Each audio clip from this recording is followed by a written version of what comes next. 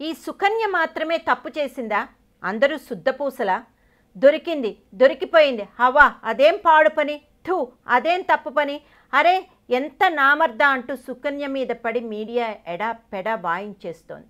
అక్కడికి ఆమె ఒక్కతే చెడబుట్టినట్లు, మిగతా వాళ్ళంతా శుద్ధపూసలైనట్టు. ఏమైంది అంటే, ఓ మాజీ లవర్తో గోవాలో రాసక్రీడలు ఆడుతూ ఆమె పట్టుపడిందట. పాపం పోనీలే అని పోలీసులు వదిలేశారట. అసలు గోవా పోలీసులు ఇవన్నీ చాలా లైట్ తీసుకుంటారు. మరో బ్లూ వీడియో వాట్సాప్లో చక్కర్లు కొడుతున్నదని, గతంలోనే ఓ బ్రోతల్ కేసులో పట్టుబడిన ఇంకా బుద్ధి రాలేదా అంటూ కొన్ని వార్తలు. నిజానికి ఈ మధ్యే కదా రవళి, రాశి, యమున, శ్వేతా బసు పేర్లు కూడా ఇలాగే వినిపించాయి కదా. ఇవేమైనా కొత్త? అక్రమ సంబంధాలు, ఆ దందా, సినీ తారలను వాడేసుకోవడం ఇండస్ట్రీలో సహజమే. కోటి దాటి తీసుకునే పెద్ద పెద్ద తారలే ఆ పని చేస్తున్నప్పుడు చిన్న చితక వాళ్ళేం లెక్క?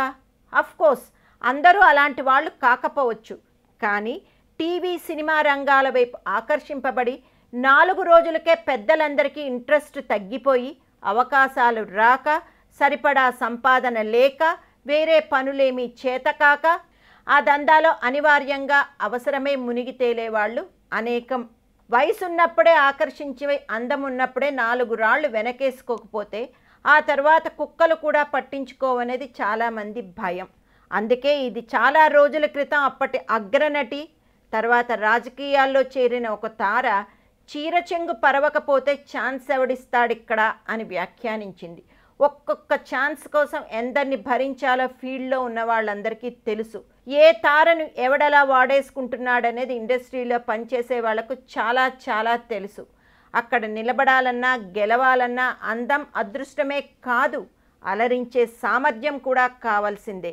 డబ్బు ఏం చేసుకోవాలో అర్థం కానంత బలుపున్న బడా పారిశ్రామికవేత్తలు, రాజకీయవేత్తలు, అవినీతి పరులైన అధికారులు, వారి కొడుకుల అలవాట్లు, వాళ్ళ విలాసాలపై ఆ సర్కిళ్లలో చక్కర్లు కొట్టే కథలు వింటే ఈ సుకన్యలు, శ్వేతాబసులు కథలు చాలా చాలా చిన్నవి అంటున్నారు ఇండస్ట్రీ వర్గం వాళ్ళు.